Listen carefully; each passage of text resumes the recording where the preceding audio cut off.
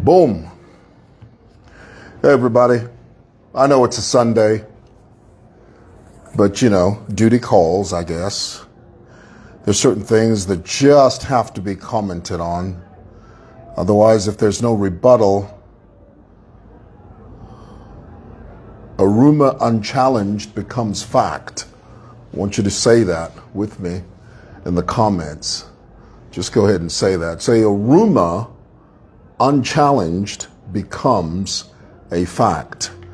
And that's what we're here to do. We're here to fact check things that people say on social media and weigh it against truth, weigh it against common sense, weigh it against fact, and sort of cut through the noise so that we can get to the bottom of things. Guys, do me a favor. Go ahead and tell me, thank you for those of you that are watching. Tell me in the comments below if I'm loud and clear. I shan't keep you long. We're going to try and work through this as quickly as possible. Please share this live, throw this live around, sort of sling it around to people that you think would be interested in this conversation. I'm over here at my office at Simoson Building, and my wife and I have an agreement. I don't do vlogs from my house because my wife says to me, she says, the stuff that you do at the office, please keep it at the office. And I want you to cut a very clear, distinct line between family and the work that you do on social media. And so respectfully, how many people know that when your wife says that and she asks you to make sure that you make a distinction between what you do on social media and what you do at home, how many people know that you should listen to that and you should sort of respect that? Tell me in the comments. Go ahead, tell me.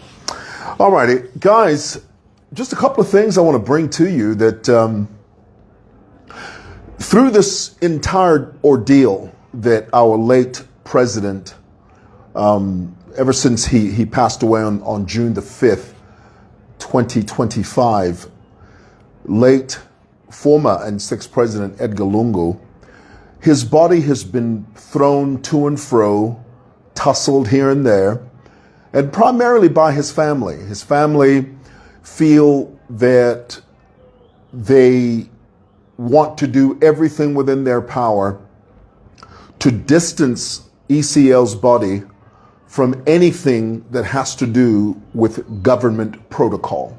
Now, it's very important to understand that against the backdrop of their own dealings, the PF's own dealings while they were in government, they already set a precedent.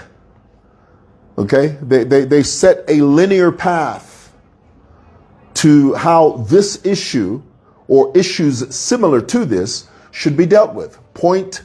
As an example, when KK died, during the time that the PF were in power, they were adamant.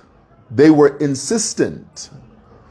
They were like rabid legal dogs that said, we are not going to compromise. We will not give you 1 inch of compromise when it comes to the body of a former head of state.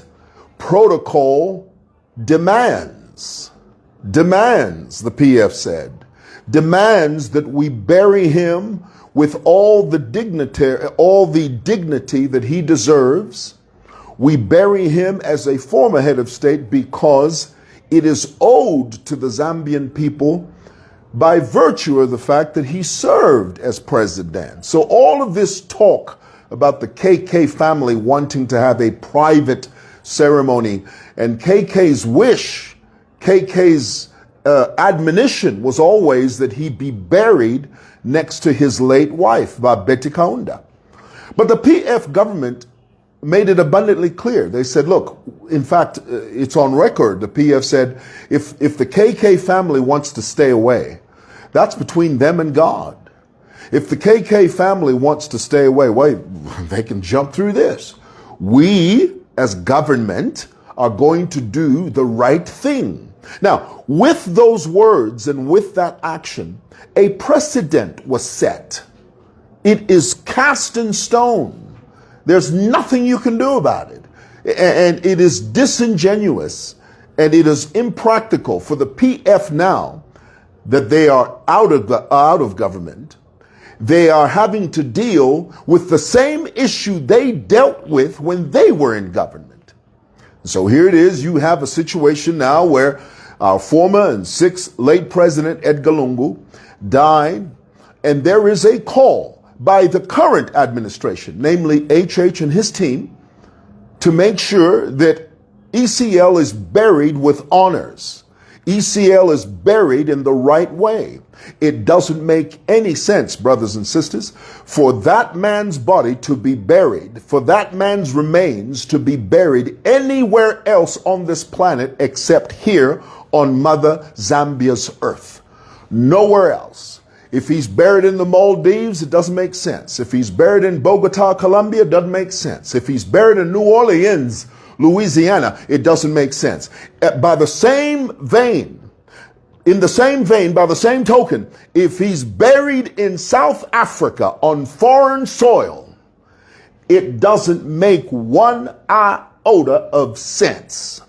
The Lungu family can whoop, holler, go here, go there, to and fro on the face of the earth, all they want. They can do all of that. But the bottom line, when the dust settles and when the dew dries, ECL's body belongs here and nowhere else. That's just a fact. And so here it is, over the last several months, since June the 5th, and you remember that as soon as the news broke that ECL had passed away, he had breathed his last breath and he had departed. One of the very first things that HH did was he sent a ZAF plane to South Africa to help the family repatriate. Repatriate simply means to transport, relocate the body from SA, South Africa, to LSK, Lusaka, Zambia, which the family very quickly, the Lungu family very quickly disdained that. They very quickly pushed against that and said, no, we don't want that. They came up with this harebrained idea, which is a total lie, manufactured and hatched in the very pits of hell, where they said, no, our father said that he doesn't want HH anywhere near his body. That is a bold-faced lie. That never happened. How do you know that, mwewa? It's simple. When people are standing on the precipice of death, when people are standing on the ledge of their last breath, the last thing they think about is settling scores and holding grudges. That's just a PF mentality. Okay, let's just be clear about that. When ECL was, and the death rattle was in his throat, not one time did ECL ever say, before now, anywhere near me. That is a lie. When people are about to die, all they think about is their family. All they think about is their children. All they think about is, did I live my life right? All they think about is, did I do the right thing? I have my family around me. And that's all they think about. Not this thing that the PF are peddling. And so then news broke out. News broke out that the family were going to settle and bury ECL in South Africa. The Attorney General, Zambia, went to South Africa, effectively placed an injunction on that whole thing, put a bullet through that whole operation, because the government knows that it would be folly, it would be ill-advised for ECL to be laid to rest there. Now, throughout this whole process, we really didn't hear from Esther Lungu. And in my view, I felt that, to some degree, she was being sidelined. She was sort of being muffled in a way, sort of muzzled in a way. And I didn't like that. But for the very first time, a few days ago, she spoke to the South African court, and under oath, she gave information to the South African court system that was not only untrue, not only misleading, but it was disingenuous. But Esther Lungu, in front and before the courts of South Africa, said that ECL was diagnosed with terminal cancer of the esophagus in 2025, January of this year. And she says that the doctors in South Africa told the Lungu family that had ECL been diagnosed in 2023, the cancerous tumor that was in his esophagus could have been removed.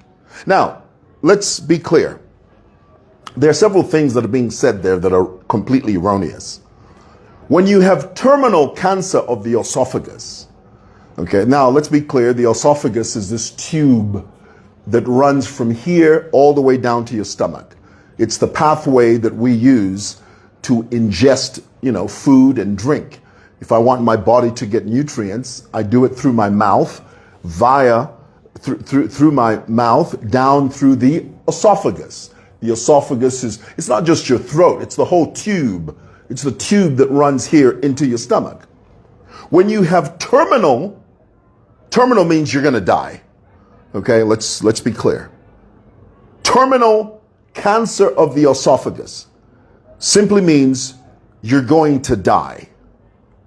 Mrs. Lungu said, she claims that the doctors in South Africa said, had you brought him in 2023 and had he been diagnosed in 2023, there would have been a chance to remove the cancerous tumor from his esophagus. And the implication that Esther Lungu is giving is she's implying that somehow the government stood in the way of Lungu going to South Africa to be treated in 2023, when that is a bold-faced lie. But Esther Lungu is lying. ECL has been going to South Africa since 2015. Do you understand that? Let me say that again, because guys, we have to be honest about these things. Edgar Chagwa Lungu has been going to South Africa to treat an ailment that we were not made aware of up until recently, since 2015. So it is wrong and misleading and a bold-faced lie for Esther Lungu to claim in a court of law in South Africa, Kuti, had my husband come in 2023, the doctors in South Africa say that the cancerous tumor that was in his esophagus could have been removed, thereby saving his life. But terminal cancer means you're going to die. That's what it means. So it's unfair and it is misleading for Esther to suggest that anyone blocked by ECL from traveling from here to South Africa. Why? Because ECL has been going to South Africa since 2015. Constantly. Now, let me bring up something that we are all ignoring, but it is facing us and staring us in the face. Let me say that again. I have to say this. And all of us are ignoring this conveniently. And it's this. When ECL announced that he was going to return to active politics, he knew he wasn't well. He knew he had cancer. He knew it. Well, how do you know that? Well, he was a former president. You think former presidents don't know what's going on in this body? Before we are nothing, we are no one. I know exactly what's going on in my body. All I have to do is just go to the hospital. Who's to say that the only way that you can be accurately diagnosed with terminal cancer of the esophagus is when you get on a plane, go to South Africa, and have only South African doctors look at you to diagnose you and to say to you, you have terminal cancer of the esophagus. ECL knew he was not well. ECL knew that he had terminal cancer. And yet, he still announced that he would return to active politics. And yet, he still stood on the highest mountaintop and said, I am returning to active politics. Now, let's be clear. You remember, and we always have to bring this up for reference sake. It's very important. You remember that ECL, there was one time, this was he had a mask on. He was just walking out of a church. I think this was right at the tail end of COVID. Okay. And he said to journalists, and this is recorded, this is on record. He said to journalists, there are people that are trying to advise me to return to active politics. But I'm here to tell them that their advice is not on firm footing. He didn't use the word firm footing, but what he said was, those, in fact, I quote, he said, those advising me to return to active politics are doing so wrongly. He knew. But because PF is full of selfish, self-centered, self-aggrandizing people like Raphael Haijaka Nakachinda, people like Given Luwinda, people like Sean Lunatic, Looney Tunes, Screw Loose Tembo, people like Emmanuel Mwamba. These are vultures, wolves in sheep's clothing that circle ECL like a carcass. And they said to him, there's no one else. And even when he died, even after his death, these idiots are still using his corpse, using his dead body to campaign through by-elections, using his corpse. You are evil beyond description. And they're still doing it.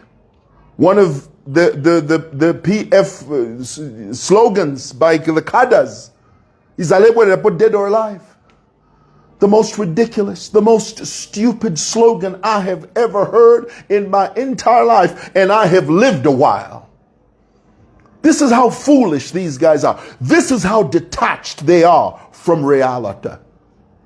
So my admonition to the former First Lady is that instead of being factual, she's not only misleading the South African court, she's misleading the Zambian people.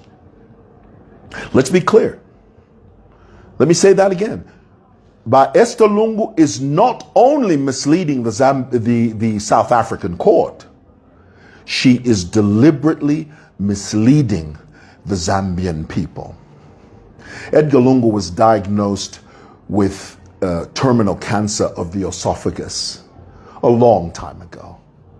They were too prideful. The PF were too prideful to be open and honest with the Zambian people and simply come out in the open and say, our man is not well. We are people. We are human beings. We falter. We are frail. This corruptible disintegrates. And one day, when the sky splits open, this corruptible will put on incorruptible. But this body is corruptible. It disintegrates. It gets weary. There's nothing wrong with that. But the PF were so full of themselves, they couldn't stomach the idea of standing in front of the Zambian people and saying, Zambians, by ECL's not well. He's struggling with terminal cancer of the esophagus. And we have to hold him up in prayer. PF was so prideful, they couldn't say that. Instead, what we got was this idiot joker, Sean Tembo, when Thabo Kawana announced that ECL was going through chemotherapy. Sean Ridiculous Looney Tunes Screw Loose Tembo goes and sends a letter of demand threatening to sue the government and Thabo Kawana for saying and announcing that ECL was going for chemotherapy. Well, it finally came out. It finally came out. It was announced that he died. Instead of just being straightforward and honest with the Zambian people, you tried to sugarcoat it. You tried to sidestep. You tried to mislead the Zambian people. That's what you tried to do.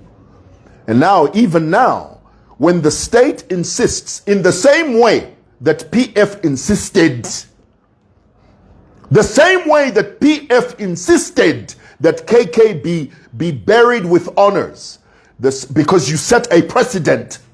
You've set it. You've set a precedent. It's there now. Because you set the precedent. You did it by your own hand. Now it's time for you to face the same music. You want to come out and say, no, why is HH insistent on seeing the body? That's a lie. There is nothing about HH that wants to see the body. The administration wants to accord the former and sixth president an honorable send-off. That's all. But you idiots, you PF vagabonds, you would rather spin this lie. Kuti no, HH afuna kuona, he wants to see the body. Alefo kumone chitumbi. Ubulo shithye weka mwendo shimwe. You are evil and you are steeped in witchcraft. PF, you are witches. No, HH doesn't want to see the body.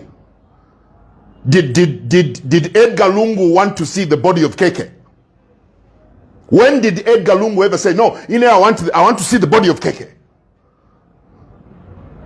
Edgar Lungu simply said, we're going to send KK off with a funeral that is befitting of a former head of state. Now you, because you know that PF Fiko Po, they know it. They know that the vast majority of their people and their supporters, they are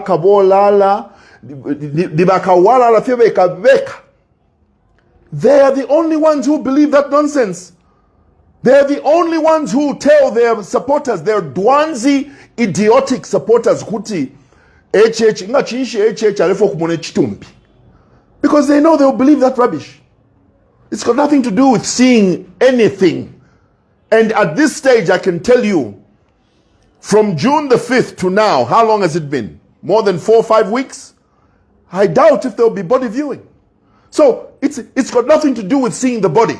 It has everything to do with having set a precedent and sending the former late president of this nation with a send-off that is befitting a head of state. That's all it is. Lastly, I know it's after the news. Harry Calabar, I read the other day, Kuti, no, the UPND offered me, at one time they offered Harry Calabar saying, for those of you who don't know who Harry Calabar is, he's the guy that in Solwezi, his candidate had 95 votes.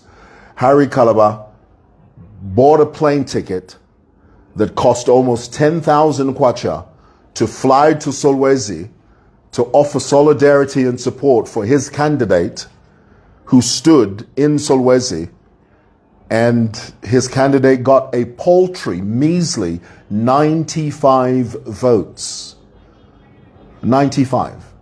And we all know, and while I was listening, I heard Harry Calabar a few moments ago. He was at a church and he was saying, you need to pray for me, pray for us. You know what that means? It means he's beginning to feel the weight of what it means to be a political leader. In Zambia, to be a political leader, kuko sabane. It's not child's play. Pantu shida ni nkongolo fe sheka sheka. Wabuka fye, ule buka fye oluchelo phone yala alila from 6 to 6. Ilila fye. Refwaya huko. Fyure. Indala mashate. Umuntu mo. Politics. So when you hear Harry Kalaba saying, "Oh, pray for me," what he's saying there is, I think if into fiakakana, not only are we not getting the results we are looking for, but impia shalapwa. We are completely at our wits' end. So he knows that when he says to the people, "Pray for me," it is a mountain of debt that he is under. Politics. Now, let me say, when, of course, it's not true. Harry Kalaba was never offered $1 million. Look at it this way. Imagine a football player who never scores, who never plays well on the pitch, never. Would you offer that football player $1 million? Tell me. Tell me. Just answer that question in the comments. Is it practical? Does